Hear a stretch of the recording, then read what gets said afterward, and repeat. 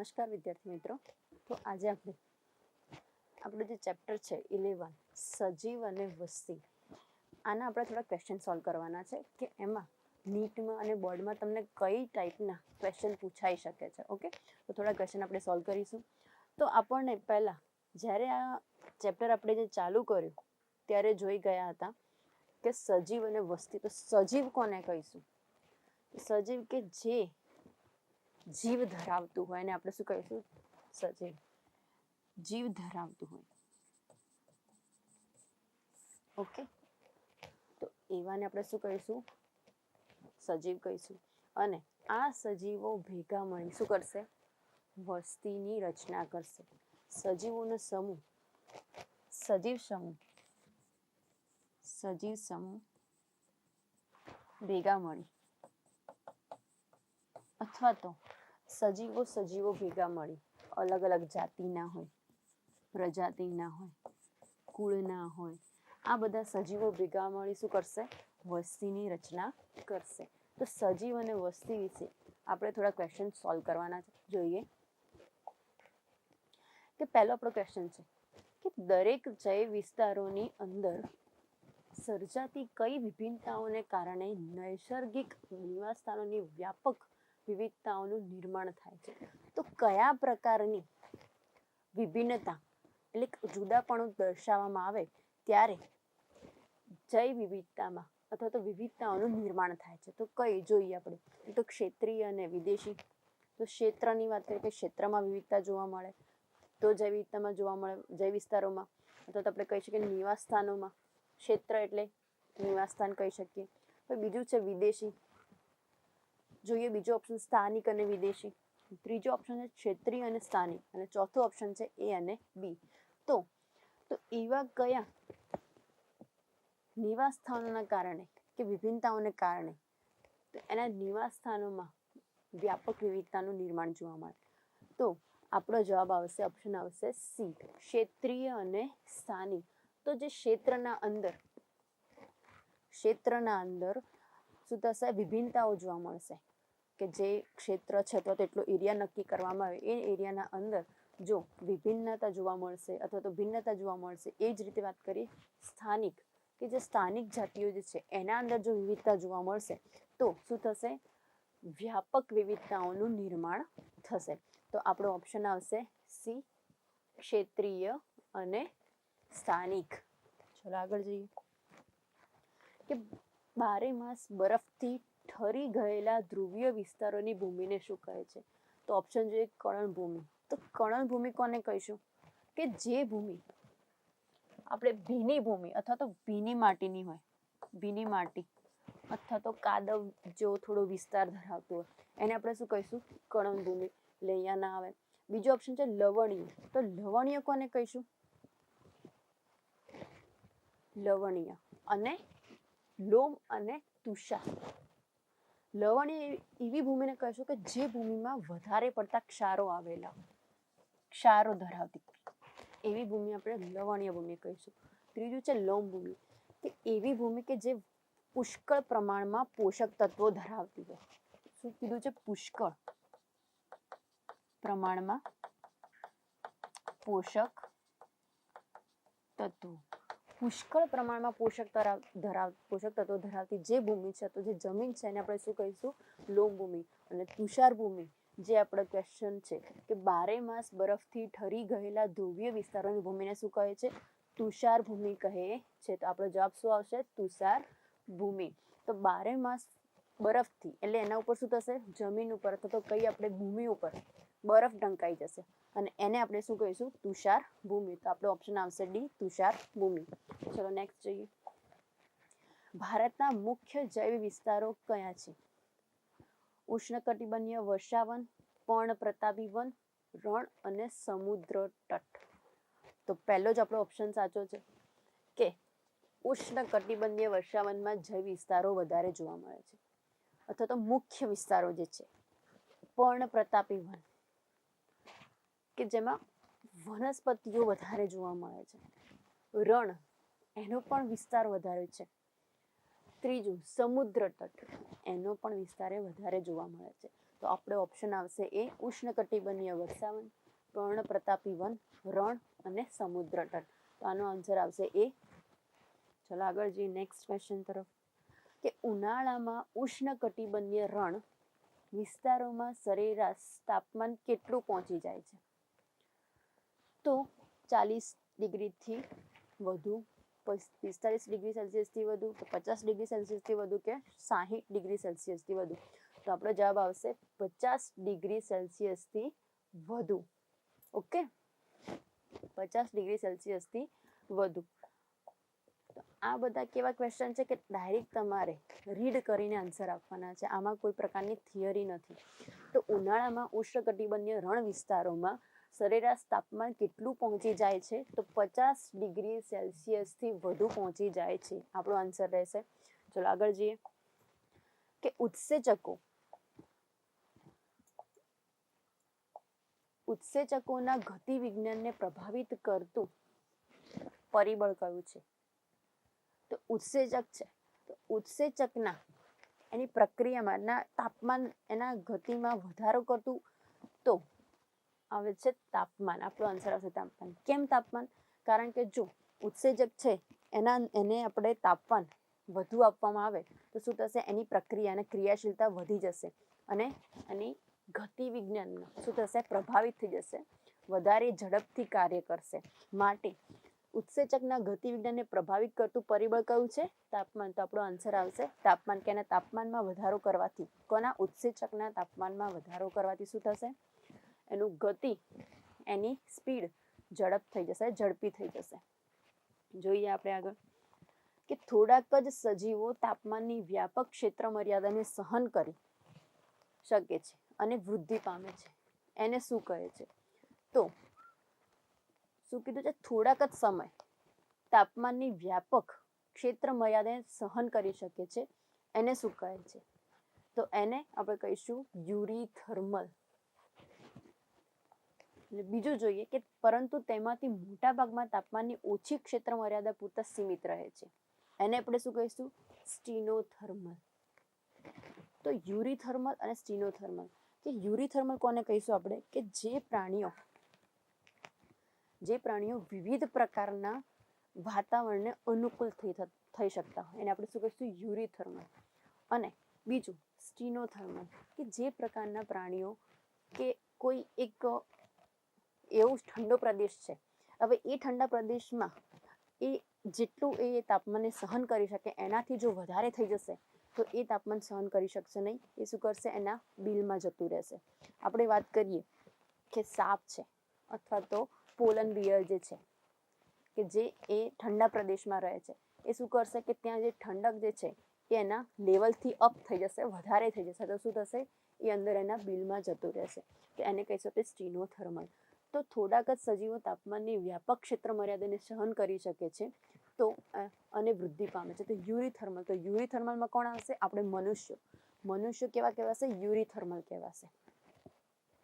પરંતુ તેમનામાંથી મોટા ભાગના તાપમાનની ઓછી ક્ષેત્ર મર્યાદા પૂરતા સીમિત રહે છે, અને આપણે કહીશું સ્ટીનોથર્મલ. આનું આપણે ઉદાહરણ લઈ શકીએ. યુરીથર્મલમાં કોણ આવશે?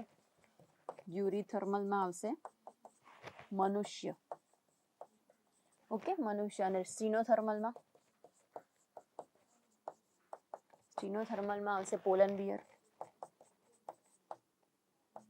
અથવા તો આપણે કહી શકીએ બધા પ્રકારના સરીસૃપ પ્રાણીઓ. સરીસૃપ, ઓકે, કે જે પેટે સરકીને ચાલતા હોય એ બધા પ્રાણીઓની આપણે વાત કરીએ, સરીસૃપ પ્રાણીઓ. ઓકે, ચલો આગળ જોઈએ. તો આપણે અહીંયા આન્સર શું આવશે? બી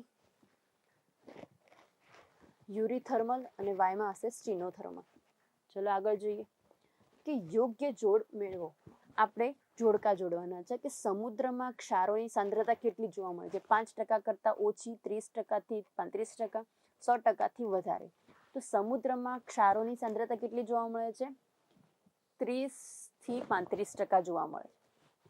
આગળ જોઈએ અતિ ક્ષારીય ખારા પાણીના સરોવરમાં ક્ષારોની સાંદ્રતા કેટલી જોવા મળે છે? તો અતિ ક્ષારીય હોય તો શું થશે? એની હંમેશા સાંદ્રતા કેવી જોવા મળશે? વધારે જ જોવા મળશે, એટલે 100%થી પણ વધારે જોવા મળશે. અંતઃસ્થલીય જળમાં ક્ષારોની સાંદ્રતા કેટલી છે, એક જ ઓપ્શન આપણે બચ્યો છે, તો શું આવશે 5% કરતા ઓછી. અંતઃસ્થલીય કે જે અંદરના સ્થળે આવેલી જે છે એ જળમાં ક્ષારોની ક્ષમતા કેટલી જોવા મળશે? 5% કરતા ઓછી. ચલો તો આપણે ઓપ્શન જોઈ લઈએ. તો એમાં આવશે સેકન્ડ એટલે 2 નંબરનું, બીમાં આવશે થર્ડ નંબર ત્રીજું, અને સીમાં આવશે 1 નંબર. તો આપણો ઓપ્શન આવશે બી. સાચો જવાબ છે બી. ચલો આગળ જોઈએ. પાણીના તળિયે રહેલી જીવસૃષ્ટિને શું કહે છે? તો પાણીના તળિયે રહેલી જીવસૃષ્ટિને શું કહેવામાં આવે છે? બેન્થિક કહેવામાં આવે છે. પાણીના તળિયે રહેતી જે સૃષ્ટિ છે એને શું કહેવામાં આવે છે? બેન્થિક. એટલે આપણો ઓપ્શન આવશે એ. પાણીના તળિયે રહેતી જે સૃષ્ટિને બેન્થિક કહેવામાં આવે છે. અને બેન્થિકના ઉપર કેવા જોવા મળે છે? લિટોરલ, કે આપણે જે કહીએ છીએ પ્રાણી વનસ્પતિ પ્લવકો, ફાઇટોપ્લેન્ક્ટન, ઓકે, જે લિટોરલમાં આવે છે. અને એ જ રીતે લિમ્નેટિક, કે જે વનસ્પતિઓ ક્યાં તરતી હોય? પાણી ઉપર તરતી હોય, એને આપણે લિમ્નેટિક કહીશું. ઓકે. અને આ એપિલિમિયમ છે એ કોનો પ્રકાર છે? એ પાણીના ઊંડાઈના પ્રકારે પાડવામાં આવે છે. ઓકે. તો આપણો આન્સર સાચો જવાબ આવશે બેન્થિક. ઓકે. કે પાણીના તળિયે રહેતી જીવસૃષ્ટિને શું કહેવામાં આવે છે? તો બેન્થિક કહેવામાં આવે છે. ચલો આગળ જઈએ. ભૂમિની કઈ લાક્ષણિકતાઓ ભૂમિની અંતઃસ્ત્રાવણ ક્ષમતા તથા જલગ્રહણ ક્ષમતા નક્કી કરે છે? તો ઓપ્શન જોઈએ. ભૂમિ રચના એટલે સંગઠન, ભૂમિના કણોનું કદ, ભૂમિના કણોનું સામૂહિકકરણ. તો ત્રણેય ઓપ્શન આપણા સાચા છે. તો આપણો જવાબ આવશે આપેલ તમામ. Option number D. તો શું કીધું છે? કે ભૂમિની અંતઃસ્ત્રાવણ ક્ષમતા અને જલ ગ્રહણ ક્ષમતા એ કોના ઉપર આધાર રાખે છે? આ ત્રણેય પરિબળો ઉપર આધાર રાખે છે. ચલો આગળ જોઈએ. ખૂબ જ નાના પ્રાણીઓ ધ્રુવ પ્રદેશોમાં ભાગ્યે જ જોવા મળે છે. કારણ કે કેમ ભાગ્યે જ જોવા મળે છે? તેમના શરીરની ઉષ્મા ખૂબ જ ઝડપથી ગુમાવવાનું વલણ દાખવે છે. સાચું છે. બીજું જોઈએ. ચયાપચય દ્વારા શરીરની ઉષ્મા પેદા કરવા માટે ખૂબ જ વધારે ઉર્જાનો ખર્ચ કરવો પડે છે. એ પણ સાચું છે. મર્યાદિત સ્ત્રોતોની હાજરીને કારણે નહીં. શું આવશે? કે ખૂબ જ નાના પ્રાણીઓ ધ્રુવ પ્રદેશમાં ભાગ્યે જ જોવા મળે છે. કેમ? કારણ કે તેમના શરીરની ઉષ્મા ખૂબ જ ઝડપથી ગુમાવવાની વલણ દાખવે છે. અને ચયાપચય દ્વારા શરીરની ઉષ્મા પેદા કરવા માટે ખૂબ જ વધારે ઉર્જાનો ખર્ચ કરવો પડે છે. માટે કયા આવશે? 2 ઓપ્શન આવશે, એ અને બી. જે પ્રાણીઓ ખૂબ જ નાના પ્રાણીઓ જે છે એ ધ્રુવ પ્રદેશમાં ભાગ્યે જ જોવા મળે છે. આ 2 કારણોના લીધે. ચલો આગળ જોઈએ. દરેક શિયાળામાં ભારતના કયા સ્થાને સાઇબેરિયન અને અન્ય અતિશય ઠંડા ઉત્તરીય વિસ્તારોમાંથી આવતા હજારો પ્રવાસી પક્ષીઓનું યજમાન સ્થળ માનવામાં આવે છે? કે બહારથી એ પક્ષીઓ ત્યાં સ્થળે જાય છે, યજમાન સ્થાન ગ્રહણ કરે છે, કે ત્યાં સ્થાન પામે છે. તો એવા કયા વિસ્તારના કયા સ્થાને લોકો જાય છે? જોઈએ. રાજસ્થાન કોર્બેટ રાષ્ટ્રીય ઉદ્યાન, ખોટું છે. પશ્ચિમ બંગાળ સુંદરવન રાષ્ટ્રીય ઉદ્યાન, એ પણ ના આવે. રાજસ્થાન કેવલાદેવ રાષ્ટ્રીય ઉદ્યાન, સાચું છે. કે રાજસ્થાનમાં જે કેવલાદેવ રાષ્ટ્રીય ઉદ્યાન છે એ સ્થાને કયા પક્ષીઓ? સાઇબેરિયન અન્ય અતિશય ઠંડા જે વિસ્તારના જે પક્ષીઓ જે છે એ પ્રવાસી પક્ષીઓ ત્યાં શું કરે છે? યજમાન સ્થળે આવે છે. તો કયું આવશે? આપણો ઓપ્શન આવશે સી. ઓપ્શન આવશે આપણો, કે રાજસ્થાન કેવલાદેવ રાષ્ટ્રીય ઉદ્યાન. ચલો આગળ જોઈએ. કે કેટલાક પ્રાણીઓમાં શીત નિદ્રા ક્યારે જોવા મળે છે? તો ક્યારે જોવા મળે છે? ક્યારેક, વચ્ચે વચ્ચે, લયબદ્ધ રીતે, કે સમયાંતરે. કે થોડો ટાઈમ શું કરે છે? આપણે પોલન બિયરની જે વાત કરી આગળ, તો એ કેવું પ્રાણી છે? કે થોડો ટાઈમ શું કરશે? એ ઊંઘ્યા જ કરશે. પાછો થોડો ટાઈમ એ જાગશે. થોડા મહિના એ જાગતું રહેશે, થોડા મહિના એ ઊંઘ્યા જ કરશે. એટલે કેવો એક સમયાંતર આવ્યો એનો, એક ભાગમાં આપણે કહી શકીએ એને. તો આવા જે પ્રાણીઓ છે એ થોડાક સમય માટે શું કરશે? શીત નિદ્રામાં જતા રહેશે. કે થોડા સમય માટે ત્યાં આરામ, કે એમની જે બોડી છે, એમના જે અંગો છે એ કેવા થશે? એકદમ એમની કેપેબિલિટી કેવી થઈ જશે? ઓછી થઈ જશે. કે એ કાર્ય કરી શકશે નહીં. અને એના જ કારણે એ ક્યાં જતા રહે છે? શીત નિદ્રામાં જતા રહેશે. ઓકે. ચલો આગળ જોઈએ કે મુલતવી રાખનારા સજીવોમાં કોનો સમાવેશ થાય છે? તો બેક્ટેરિયા, ફૂગ, ઉચ્ચ કક્ષાની વનસ્પતિઓ. તો ઓપ્શન કયા સાચા છે? બેક્ટેરિયા અને ફૂગ. બેક્ટેરિયા અને ફૂગ. મુલતવી રાખવા એટલે આનો મતલબ શું થાય છે કે મુલતવી એટલે એ જ કે થોડા સમય માટે એ કાર્ય કરતા બંધ થઈ શકે. કે આ જે બેક્ટેરિયા અને ફૂગ જે છે આ સજીવો થોડાક સમય માટે પોતાનું કાર્ય કરતા બંધ થઈ જશે, માટે એમને કેવા કીધા છે? મુલતવી રાખનારા સજીવોમાં ગણવામાં આવે છે. તો આપણો ઓપ્શન કયો આવશે? ડી. એ અને બી બંને એટલે બેક્ટેરિયા અને ફૂગ બંને. ચલો આગળ જઈએ. એલેનનો નિયમ. તો એલેનનો નિયમ શું કહે છે કે ઠંડી આબોહવા યુક્ત વિસ્તારના સસ્તન પ્રાણીઓ ઉષ્માને વ્યય વધારવા ટૂંકા કાન અને લાંબા ઉપાંગો રાખે છે. તો ખોટું છે. તો એલેનનો નિયમ એમ કહે છે કે પ્રાણીઓ શું કરશે? ટૂંકા કાન રાખશે અને ટૂંકા ઉપાંગો રાખશે. એમના જે ઉપાંગો અને જે એમના જે કાન છે બંને કેવા હશે? ટૂંકા જોવા મળશે. તો આપણે ઓપ્શન જોઈ લઈએ કે ટૂંકા કાન અને ટૂંકા ઉપાંગો કયા ઓપ્શનમાં આપેલા છે? તો ઓપ્શન નંબર ડી કે ઠંડી આબોહવા યુક્ત વિસ્તારના સસ્તન પ્રાણીઓ સામાન્ય રીતે ઉષ્માનો વ્યય ઘટાડવા ટૂંકા કાન અને ટૂંકા ઉપાંગો ધરાવે છે. તો એલેનનો નિયમ શું કહે છે આપણને કે જે ઠંડા વિસ્તારમાં રહેલા જે પ્રાણીઓ જે છે સસ્તન પ્રાણીઓ એ શું ધરાવે છે? ટૂંકા કાન ધરાવે છે અને ટૂંકા ઉપાંગો ધરાવે છે. તો આપણો ઓપ્શન આવશે ડી. સાચો જવાબ છે ડી. ચલો આગળ જોઈએ કે રણની વનસ્પતિઓને અનુલક્ષીને ખોટું વિધાન શોધો. તો પર્ણની સપાટી પર જાડું ક્યુટિકલ ધરાવે છે. ખોટું.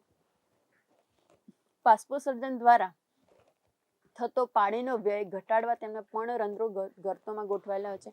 એ પણ ખોટું. વિશિષ્ટ પ્રકાશ સંશ્લેષી CAM કેમ માર્ગ, આપણે કેમ સાયકલ કહીએ છીએ ને, કેમ માર્ગ પણ ધરાવે છે. એ પણ ખોટું. દિવસના સમય દરમિયાન તેમના પર્ણરંધ્રો ખુલ્લા રાખવા યોગ્ય બનાવે છે. એટલે આ જે ત્રણ જે સેન્ટેન્સ કીધા એ સાચા છે, પણ આપણે અહીંયા પૂછવામાં આવ્યું છે ખોટું કયું છે. તો શું કીધું છે કે દિવસ સમયના દરમિયાન તેમના પર્ણરંધ્રો ખુલ્લા રાખવા યોગ્ય બને છે. તો આ વસ્તુ કેવી છે? ખોટું વિધાન છે. એટલે આપણો સાચો જવાબ શું થશે? ડી. ઓકે, ચલો આગળ જોઈએ. ખાલી જગ્યા દ્વારા સજીવો તેમના રહેઠાણમાં ટકી રહેવા તેમજ પ્રજનન કરવા સમર્થ બને છે.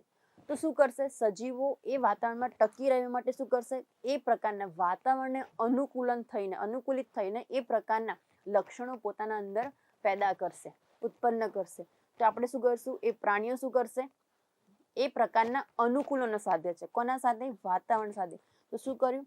પ્રતિકૂલન, અવલંબન, અનુકૂલન કે વાતાનુકૂલન. તો જવાબ આવશે આપણો અનુકૂલન. Answer number C. ચલો આગળ જોઈએ. કયા બેક્ટેરિયા 100 ડિગ્રીથી વધુ તાપમાન ધરાવતા ગરમ જરાઓમાં સમૃદ્ધ રીતે જોવા મળે છે? આર્કીબેક્ટેરિયા, રાઇઝોબિયમ, મિથિનોજેન્સ કે ક્લોસ્ટ્રીડિયમ. તો જે આર્કીબેક્ટેરિયા છે 100 થી વધુ તાપમાને જોવા મળે છે. રાઇઝોબિયમ જે છે એ કેટલું સેલ્સિયસ હોય છે એમનું તાપમાન? કે 40 થી 45 ની વચ્ચે જોવા મળે છે. કેટલું? 40 થી ડિગ્રી સેલ્સિયસ થી 45 ડિગ્રી સેલ્સિયસ, અથવા તો આપણે કહીએ 50 ડિગ્રી સેલ્સિયસ, પણ 10 થી 5 નો ડિસ્ટન્સ હોય છે એમના બંને વચ્ચે. પછી મિથિનોજેન્સ, ક્લોસ્ટ્રીડિયમ જે છે તે ક્લોસ્ટ્રીડિયમનો આવે છે 70 થી 75. ઓકે, અને આનું આવે છે 70 ટુ 90 સમથિંગ. ઓકે, તો એક જ એવા બેક્ટેરિયા જે છે કે શું કરે છે? 100 ડિગ્રીથી વધુ તાપમાન ધરાવતા જોવા મળે છે. તો કયા આવશે? આર્કીબેક્ટેરિયા. તો આપણો આન્સર આવશે આર્કીબેક્ટેરિયા. ચલો આગળ જોઈએ કે સ્થળચર પ્રાણીઓ માટે નીચેનામાંથી કયું વિધાન સાચું છે? તો સાચું વિધાન જોવાનું છે આપણે કે પાણીનો સંચય થાય છે. સાચી વાત છે. ત્વચામાં સક્રિય રીતે ક્ષારનો નિકાલ કરે છે? ન થાય. મૂત્રનો વધુ પ્રમાણમાં નિકાલ કરે છે? એ પણ ન આવે. મૂત્રમાં વધુ પ્રમાણમાં ક્ષારનો નિકાલ કરે છે? એ પણ ખોટું છે. તો આપણો એક જ ઓપ્શન સાચો બને છે કે પ્રાણીઓ સંચય શું કરે? પ્રાણીઓ પાણીનો સંચય કરે છે. તો આપણો ઓપ્શન નંબર 1 કેવો થશે? સાચો થશે. ચલો આગળ જોઈએ. કે દરિયાની ક્ષારતા એટલે ક્ષાર આપણે સંકેન્દ્રની વાત કરવાની છે, તો ક્ષારતાનું માપન 1000ના 1 ભાગ પ્રમાણે કેટલું થાય છે? તો આપણે આ લાઈન ટુ લાઈન ક્વેશ્ચન છે, તો આનો જવાબ આવશે 30 થી 35. ઓકે, એનું પ્રમાણ આવશે 30 થી 35%. આન્સર નંબર ડી આપણો સાચો જવાબ છે. આગળ જોઈએ, કેટલીક રણ નિવાસી વનસ્પતિઓ કયા વિશિષ્ટ પ્રકાશ સંશ્લેષી માર્ગ ધરાવે છે? C4, C3, CAM એટલે કેમ સાયકલ, C3 અને C4 બંને. તો કયું આવશે? કેમ સાયકલ, હેચ એન્ડ સ્લેક ચક્ર. ઓકે, સાયકલ હેચ એન્ડ કેમને આપણે કહીશું હેચ એન્ડ સ્લેક સાયકલ એટલે કેમ સાયકલ અથવા તો CAM માર્ગ. તો કેટલીક રણ નિવાસી જે વનસ્પતિઓ છે એમાં કયા વિશિષ્ટ પ્રકાશસંશ્લેષી માર્ગ દર્શાવવામાં આવે છે? તો CAM માર્ગ દર્શાવવામાં આવે છે. તો આપણો આન્સર થશે સી. ચલો નેક્સ્ટ જોઈએ કે મોટા પ્રાણીઓ કરતા નાના પ્રાણીઓને સરળતાથી ખડક ઉપર દોડી જવાની સરળતા એ છે કે કારણ કે શું હોય છે? કેમ એ સરળતાથી દોડી જાય છે? કારણ કે ઓપ્શન જોઈ લઈએ આપણે કે નાના પ્રાણીઓને ચયાપચયનો દર ઊંચો હોય છે, નાના શરીરનું વજન લઈ જવાનું સરળ રહે છે, નાના પ્રાણીઓનો ઓક્સિજનની જરૂરિયાતને દર ઓછો હોય છે, અને છેલ્લો છે કે નાના પ્રાણીઓ કરતા મોટા પ્રાણીઓના સ્નાયુઓની ક્ષમતા ઓછી હોય છે. તો આપણો ઓપ્શન નંબર એ જ છે કે નાના પ્રાણીઓનો ચયાપચયનો જે દર છે એ કેવો હોય છે? ઊંચો હોય છે, અને માટે તે સરળતાથી ખડક પર દોડી શકે છે. તો આપણો ઓપ્શન નંબર એ છે સાચો થશે. ચલો આગળ જોઈએ, નીચે આપેલ ગ્રાફ માનવ વસ્તીનો કઈ સ્થિતિ સૂચવે છે? તો આ જે છે આ આકાર આપણે એને કહીશું ઊંધો ઘડાકાર. ઓકે, ઊંધો ઘડાકાર. તો આપણે આને ઘડાકાર, ઊંધો ઘડાકાર કીધું. અને ઊંધા આપણે 3 પ્રકારના આલેખની વાત કરી હતી. એક તો ત્રિકોણાકાર હતો, બીજો ઘંટાકાર હતો, અને ત્રીજો હતો ઘડાકાર. જે ત્રિકોણાકાર હતો, ઓકે, એ શું કરતો હતો? વસ્તીમાં વધારો કરતો હતો. જે બીજા નંબરનો હતો કે એ કયો હતો? ઘંટાકાર, કે જેમાં વસ્તી સ્થિત રહેતી હતી, એટલે સ્થિર રહેતી હતી, સ્થાયી રહેતી હતી. અને ત્રીજા નંબરનો જો હતો કે એમાં શું જોવા મળતી? વસ્તીમાં ઘટાડો જોવા મળતો. તો જો ઘટાડો જોવા મળશે તો એમાં આલેખ અથવા તો આપણે કહીએ એનો જે વસ્તીનો ગ્રાફ છે એ કેવો જોવા મળશે? ઊંધો ઘડાકાર. તો અહીંયા તમને ઊંધો ઘડાકાર જોવા મળે છે, તો માટે અહીંયા વસ્તી કેવી જોવા મળશે? ઘટતી જોવા મળે છે. ઓકે, તો આ કયો આલેખ છે? ઘટતી વસ્તીનો આલેખ છે. આપણે એને શું કહીશું? ઊંધો ઘડાકાર, ઊંધો ઘડાકાર. ઓકે, ચલો આગળ જઈએ. વસવાટ એને આપણે કહીશું નિકેત અથવા તો નિશ એટલે શું? તો જોઈએ આપણે કે સજીવના પર્યાવરણમાં હાજર હરેક જૈવિક અને ભૌતિક પરિબળો. બીજો ઓપ્શન જોઈએ કે જે રીતે સજીવ એના રહેઠાણમાં આવેલ ભૌતિક અને જૈવિક અવસ્થાઓનો ઉપયોગ કરે છે. ત્રીજું જોઈએ કે સજીવ જ્યાં રહેતું હોય ત્યાં તેનો ક્રિયાત્મક ભાગ હોય છે. અને ચોથો ઓપ્શન જોઈએ કે સજીવને જીવવા માટે જરૂરી તાપમાનનો ગાળો.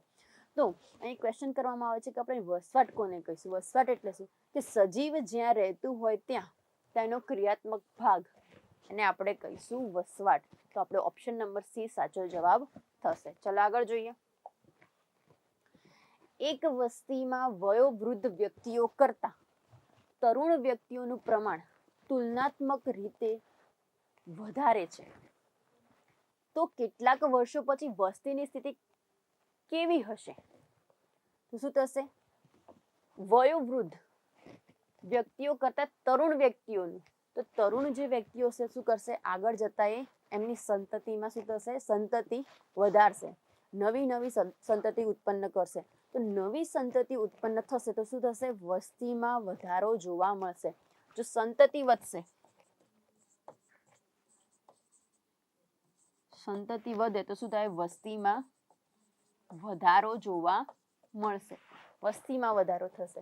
તો આપણે શું કીધું છે? ક્વેશ્ચન શું છે કે એક વસ્તીમાં વયોવૃદ્ધ વ્યક્તિઓ કરતા કે વૃદ્ધ વ્યક્તિઓ કરતા જે તરુણ વ્યક્તિઓ છે એમની સંખ્યા વધારે છે.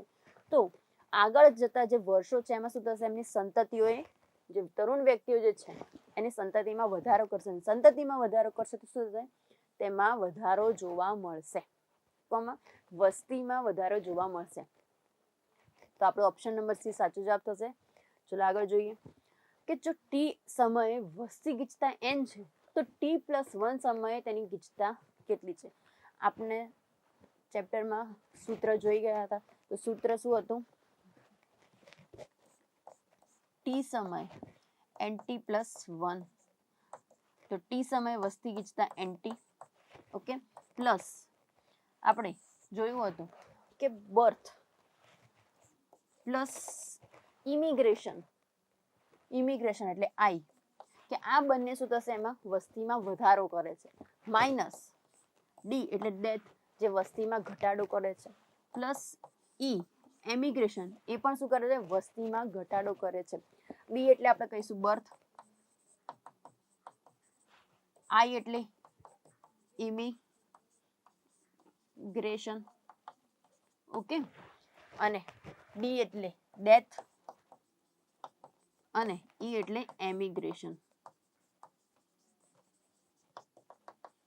તો આપણે એને જોઈ લઈએ વર્ડ. બી એટલે બર્થ એટલે જન્મ, આઈ એટલે અંત સ્થળાંતર કે શું થશે, એમાં વસ્તીમાં વધારો થશે, ડી એટલે ડેથ એટલે મૃત્યુ, અને ઈ એટલે એમિગ્રેશન એટલે બહિર સ્થળાંતર કે ત્યાંથી વસ્તી બીજા સ્થાન ઉપર જશે. તો nt+1 સમયે વસ્તી ગીચતા કેટલી થશે, nt શું છે, n શું છે, વસ્તી ગીચતા, તેનું સૂત્ર શું થશે, nt પ્લસ કૌંસમાં b પ્લસ i માઇનસ કૌંસમાં d પ્લસ e. તો ક્વેશ્ચન જોઈ લઈએ, આપણે આન્સર જોઈ લઈએ. આપણો આન્સર થશે સી. સી આપણો સાચો આન્સર, સોરી સી નહીં થાય, ઓકે, આન્સર નંબર એ આપણો સાચો આન્સર થશે કે nt+1 = nt પ્લસ કૌંસમાં b plus i minus d plus e. આપણો સાચો જવાબ થશે એ. ચલો આગળ જોઈએ કે કોઈ એક સ્થળની વસ્તીમાં વધારો ક્યારે થાય છે. સ્થળની વસ્તીમાં વધારો ક્યારે જોવા મળશે, તો ક્યારે જોવા મળશે કે જ્યારે અન્ય વસવાટની, કે આ એક વસવાટ છે ને આ બીજો વસવાટ છે, તો આ વસવાટમાં જો વસ્તી જશે, અહીંયાથી વસ્તી અહીંયા જશે તો શું થશે, આ જે બીજું જે નિવાસ સ્થાન છે એમાં શું થશે, વસ્તીમાં વધારો જોવા મળશે. તો અન્ય વસવાટમાંથી આવતા નવા સજીવો આયાત થવાથી, તો એક નિવાસ સ્થાનમાંથી બીજા નિવાસ સ્થાનમાં જો શું થશે, વસ્તી જશે તો સજીવો જશે, તો એ નિવાસ સ્થાનમાં વસ્તીનો શું થશે, વધારો જોવા મળશે. તો અન્ય વસવાટમાંથી આવતા નવા સજીવોની આયાતથી. ઓકે, તો આપણો ઓપ્શન નંબર સી સાચો જવાબ થશે. આગળ જોઈએ કે સામાન્ય પરિસ્થિતિમાં વસ્તી ગીચતાને અસર કરતા સૌથી મહત્વપૂર્ણ પરિબળો કયા છે. તો એવા કેવા પરિબળો છે કે સૌથી વધારે અસર કરે છે, પરિસ્થિતિમાં વસ્તી ગીચતાને સૌથી વધારે અસર કરતા પરિબળો છે જન્મ અને મૃત્યુ. જન્મ અને બહિર સ્થળાંતર ન આવે, ઓકે, જન્મ અને મૃત્યુ કે એ સૌથી વધારે, કે વ્યક્તિ જન્મે છે તો વસ્તી ગીચતાને અસર કરે છે અને વ્યક્તિ મૃત્યુ પામે છે તો વસ્તી ગીચતાને વધારે અસર કરે છે. હવે જે બહિર સ્થળાંતર અને જે અંતર સ્થળાંતર છે એ શું કરશે કે જ્યારે એમાં મૃત્યુ નહીં પામે અથવા તો જન્મશે નહીં, પણ જે છે એમાંથી એક જગ્યાએથી બીજી જગ્યાએ અને બીજી જગ્યાએથી એક જગ્યાએ એ શું થશે, સજીવો સ્થળાંતર કરશે. પણ એ ક્યારે થશે, તો કોઈ એવી અચાનક એવી પ્રક્રિયા થઈ જશે, એવી ઘટના બનશે ત્યારે જ એ પરિસ્થિતિ લાગુ પડે છે. કે ધારો કે કોઈ નિવાસ સ્થાન ઉપર આપણે કહી શકીએ કે એક જંગલનો એક ભાગ છે, ત્યાં શું થશે, આગ લાગે છે, તો એ ભાગમાં રહેલા જે પ્રાણીઓ છે શું કરશે, બીજી જગ્યાએ ચાલ્યા જશે. તો કેવી રીતે એક ચોક્કસ પરિસ્થિતિ સર્જાય છે જેના કારણે એ લોકોએ એક જગ્યા છોડીને બીજી જગ્યાએ જવું પડે છે. તો એવી કેવી ચોક્કસ કોઈ એવી પરિસ્થિતિ ત્યાં લાગુ પડે છે ત્યારે જ આ પરિબળો અસર કરશે. કોણ, બહિર સ્થળાંતર અને અંતર સ્થળાંતર એ ભાગ્યે જ અસર કરે છે વસ્તી ગીચતાને. પણ આ જે જન્મ અને મૃત્યુ છે એ કેવું છે, એ અસર સૌથી વધારે મહત્વપૂર્ણ અસર કરતા, કે જન્મ થાય છે જ્યારે પ્રાણીઓનો અથવા તો સજીવોનો, અને મૃત્યુ થાય છે ત્યારે એ સૌથી વધારે વસ્તી ગીચતાને અસર કરે છે. તો આપણો ઓપ્શન બી એ સાચો જવાબ થશે. ચલો આગળ જોઈએ કે જ્યારે પ્રતિક્રિયાએ વૃદ્ધિની સીમિત કરતી નથી ત્યારે આલેખ કેવો થાય છે. હવે શું કીધું છે કે તમને જો કોઈ સીમા રેખા ન આપવામાં આવે, વસવાટ પણ તમને જેટલો જોઈએ એટલો મળી જાય, તમને ખોરાક અમર્યાદિત મળી જાય, તો અમર્યાદિત ખોરાક અને જગ્યા પણ તમારે જેટલી જોઈએ એટલી મળી જાય, તો તમને કયા પ્રકારનો આલેખ મળે છે? તો આપણે આગળ વાત કરી ગયા હતા કે જો અમર્યાદિત ખોરાક અને અમર્યાદિત રહેઠાણ મળે તો કેવો તમને વક્ર મળે છે? ચરઘાતાંકીય, જેને આપણે કયા વડે આકાર વડે દર્શાવી શકતા હતા? આ રીતે આપણને એક આકાર મળતો હતો કે ચરઘાતાંકીય વૃદ્ધિ. તો કયા આકાર મળશે? જે આકાર ઓપ્શન નંબર બી, કે જ્યારે અનિયમિત ખોરાક એટલે અમર્યાદિત ખોરાક અને અમર્યાદિત રહેઠાણ મળી જાય તો તે શું થશે? એ વખતે વસ્તી ગીચતામાં વધારો જોવા મળશે. તો જે આકારનો વક્ર મળશે. ચલો આગળ જોઈએ, તો આપણે ઓપ્શન બી નંબર સાચો થશે. ચલો આગળ જોઈએ કે વસ્તીની વહન ક્ષમતા શેના દ્વારા નક્કી થાય છે? તો શું થાય છે કે વસ્તીને વહન ક્ષમતા એટલે એની કેરિંગ કેપેસિટીની વાત કરવામાં આવી છે. ઓકે, કે ની વાત કરવામાં આવી છે. વહન ક્ષમતા,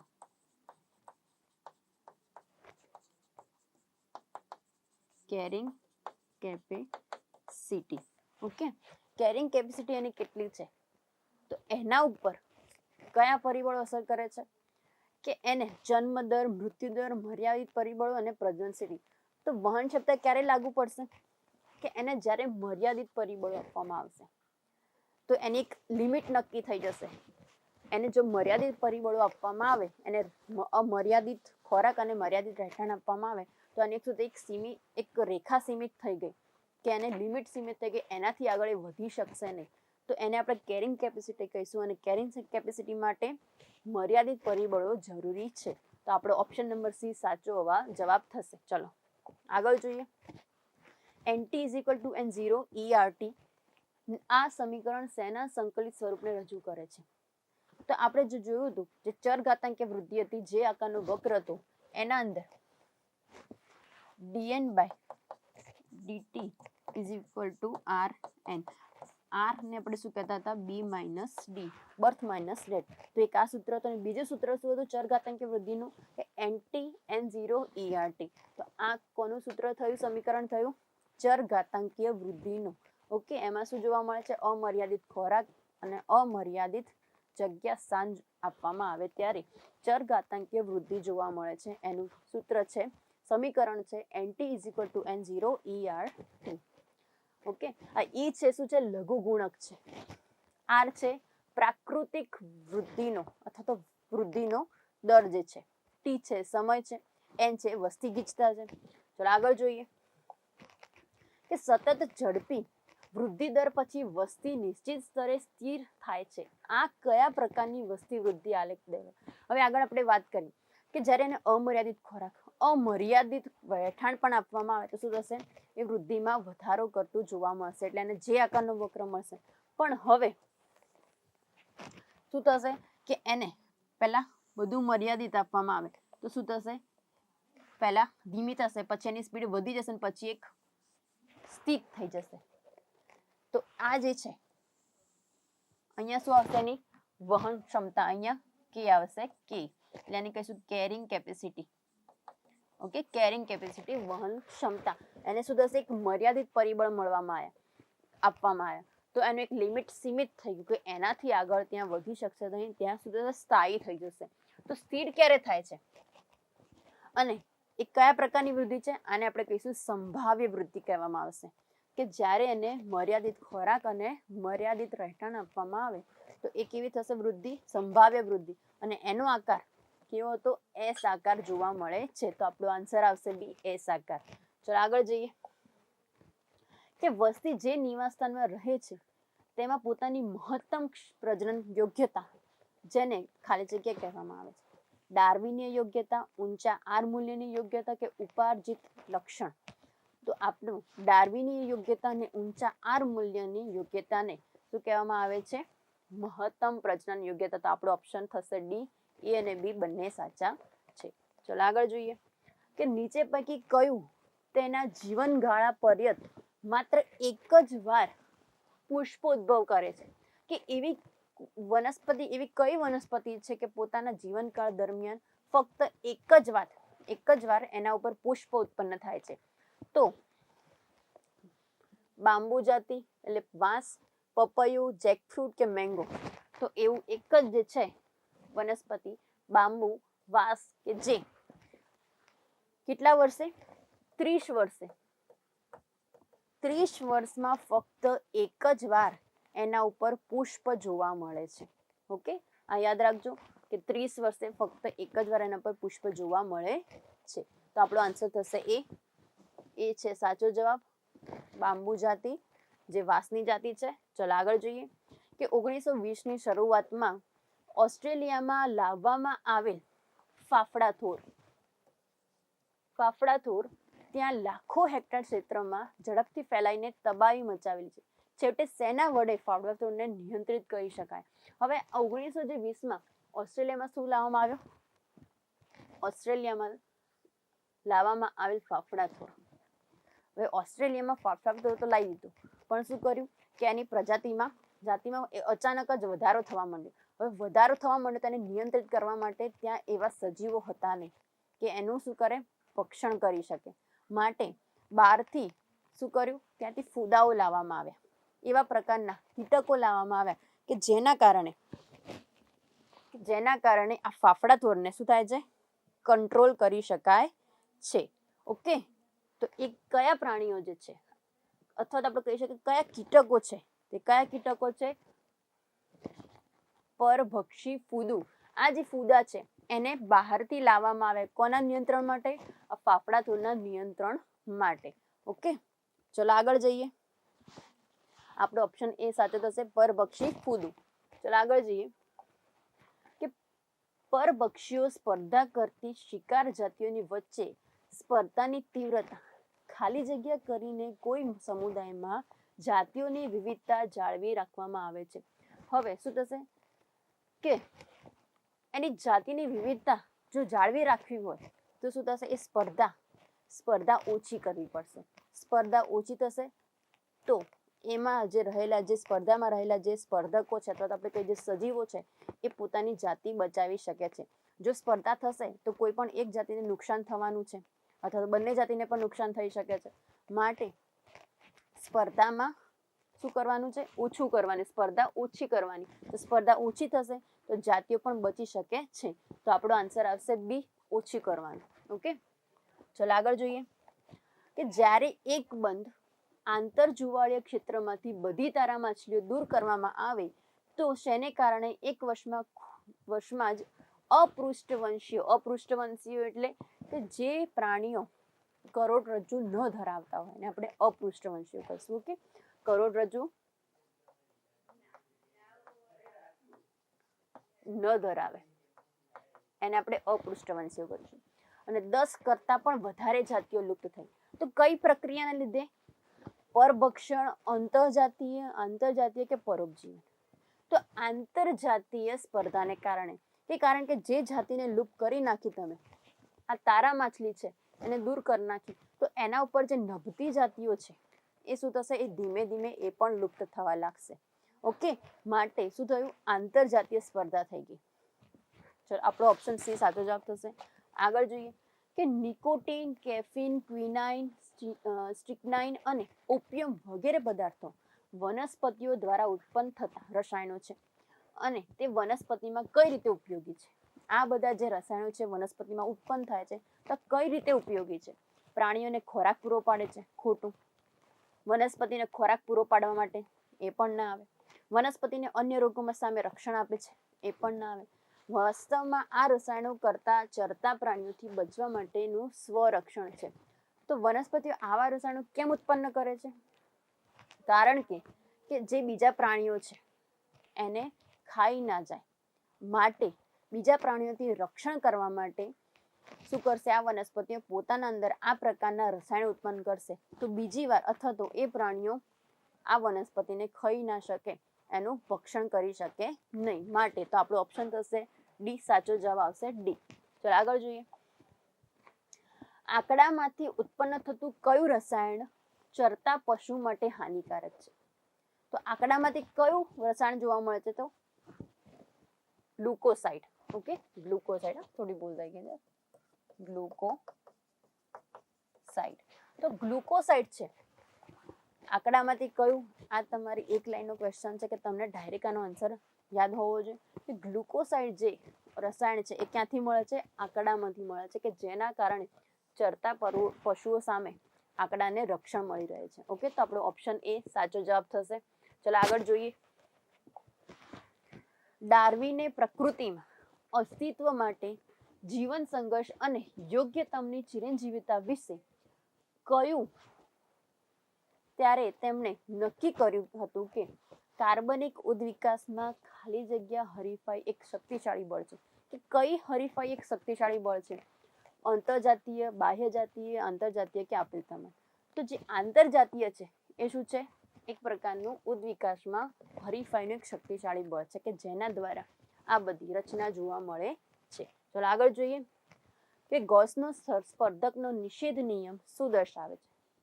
તો જોઈએ, એક જ પ્રકારના સ્ત્રોતો માટે સ્પર્ધા કરવાળી બે નજીકની સંબંધિત જાતિઓ અંતકાળ સુધી સાથે રહી શકતી નથી.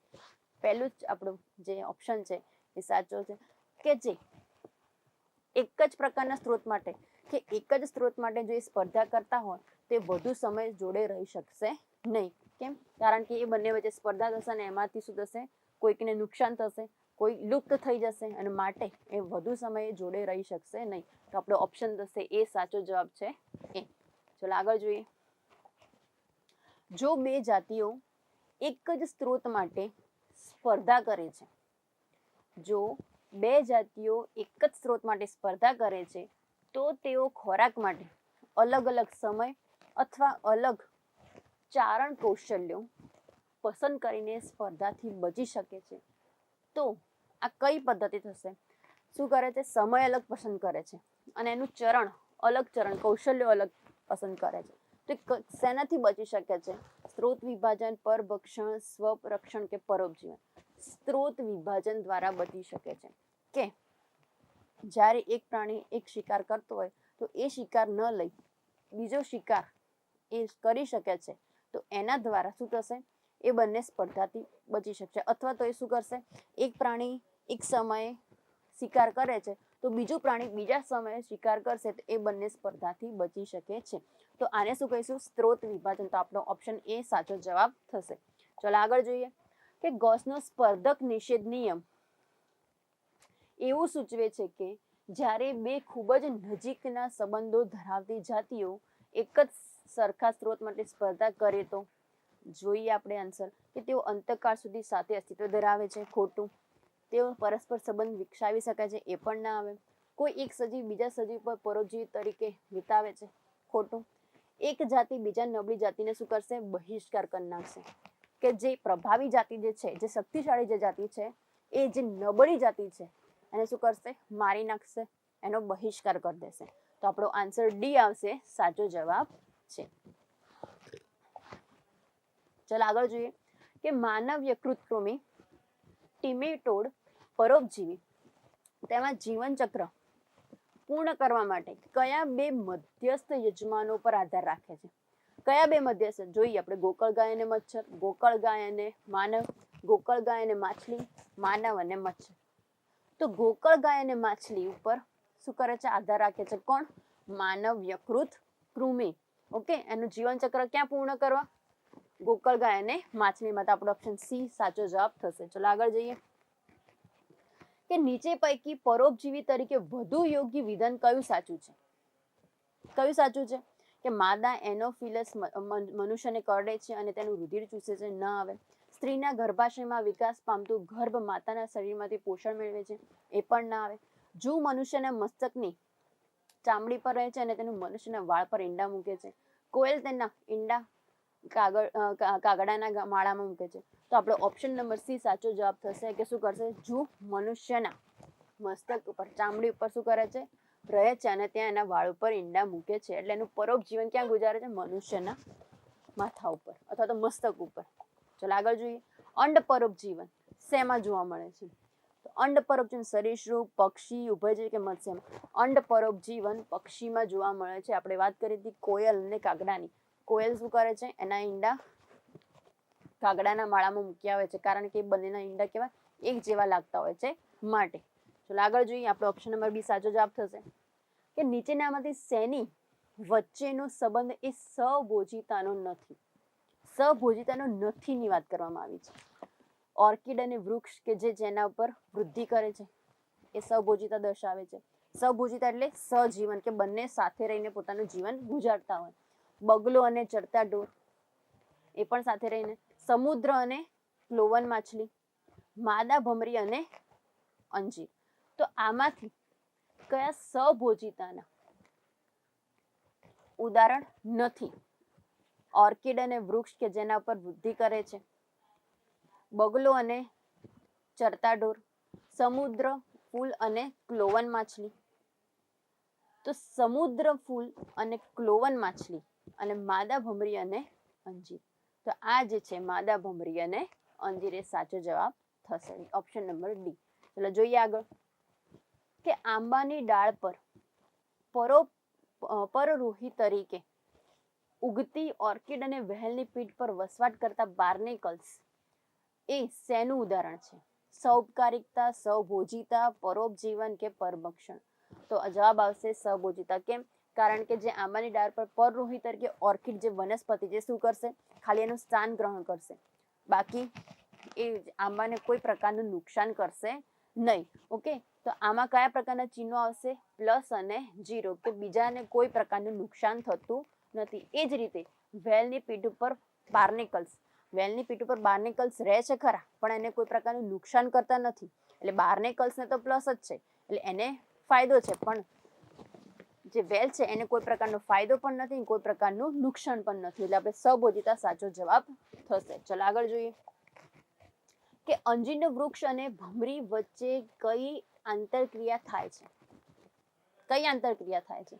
તો સહઉપકારિકતા એટલે સહજીવન, કે જેમાં બંને એકબીજા જોડે રહીને પોતાનું જીવન ગુજારે છે. તો આપણે એને કહીશું સહઉપકારિકતા, કે શું થશે? બંનેને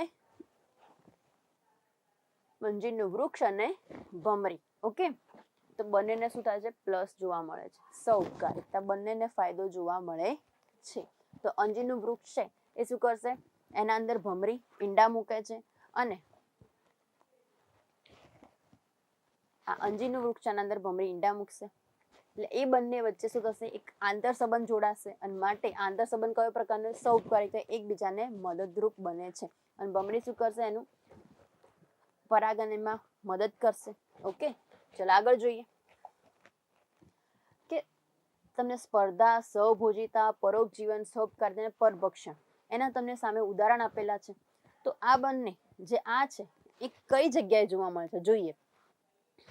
સ્પર્ધા, તો આંબાની ડાળ પર પરરૂહી ઓર્કિડ, કૂતરા પરની બગાઈ, ચકલી અને કોઈ પણ બીજ, બેલેનસ અને ચેથિનસ, અને ઓર્કિડ અને માખી. તો સ્પર્ધા કોના વચ્ચે જોવા મળે છે? સ્પર્ધા જોવા મળે છે બેલેનસ અને ચેથિનસ.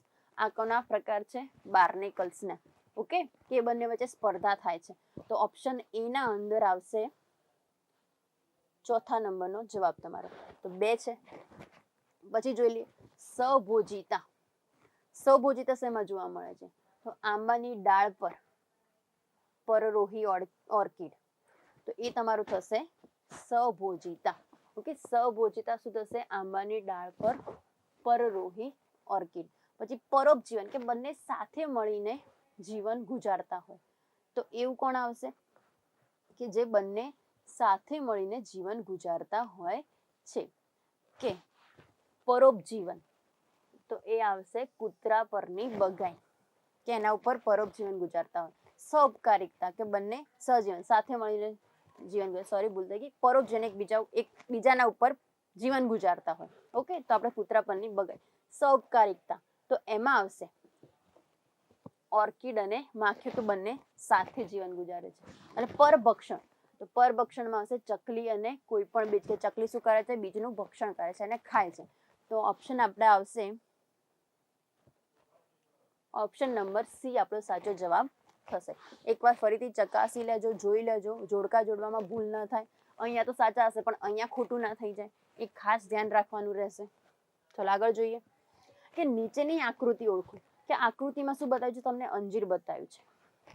અને અંજીરના ફળમાં શું જોવા મળે છે, તો અંજીરના ફળમાં ભમરી દ્વારા મૂકવામાં આવેલા ઈંડા, અંજીર ફળમાં ફૂદા દ્વારા મૂકવામાં આવેલા, જામફળ ફળમાં ભમરી દ્વારા મૂકવામાં આવેલા ઈંડા અને સફરજન ફળમાં ફૂદા દ્વારા મૂકવામાં આવેલા. તો અંજીરના અંદર કોના દ્વારા પરાગરન થાય છે, ભમરી દ્વારા. ઓકે, એ ખાસ ધ્યાન રાખવાનું. અને ભમરી શું કરે છે, એના ફળના અંદર ઈંડા મૂકે છે. તમને અહીંયા વ્હાઈટ ડોટ જેવા દેખાય છે એ શું છે, ભમરીના ઈંડા છે. તો આકૃતિ ખાસ જોવી કે કોઈક વાર આકૃતિ ઉપરથી તમને આકૃતિ મૂકી દેવામાં આવે અને એના અંદરથી ક્વેશ્ચન કરવામાં આવે કે આ જે ભાગ છે કયો ભાગ છે, અથવા તો તમને આકૃતિમાં કયા ભાગો દેખાય છે, વ્હાઈટ કલરનો ભાગ શું છે, આ આકૃતિ કોની છે, કયા પ્લાન્ટની છે, એ રીતે પણ ક્વેશ્ચન કરી શકાય. તો આપણો ઓપ્શન નંબર એ સાચો જવાબ થશે કે અંજીર ફળમાં ભમરી દ્વારા મૂકવામાં આવેલા ઈંડા. ઓકે, ચલો, તો આ આપણા જે ચેપ્ટર જે છે, ચેપ્ટર નંબર 11 સજીવ અને વસ્તી, એના MCQ હતા થોડા, જે સારા એવા બોર્ડમાં અને તમને નીટની એક્ઝામમાં પૂછાઈ શકે એવા હતા. બીજા MCQ આપણે આગળ થોડા ટાઈમ પછી સોલ્વ કરીશું, જે સારા રહેશે. અને એ પણ આપણે સોલ્વ કરવાના છે કે જેના કારણે આપણને સારી એવી પ્રોગ્રેસ નીટની એક્ઝામમાં અને બોર્ડની એક્ઝામમાં મળી શકે. ઓકે, ચલો, થેન્ક યુ.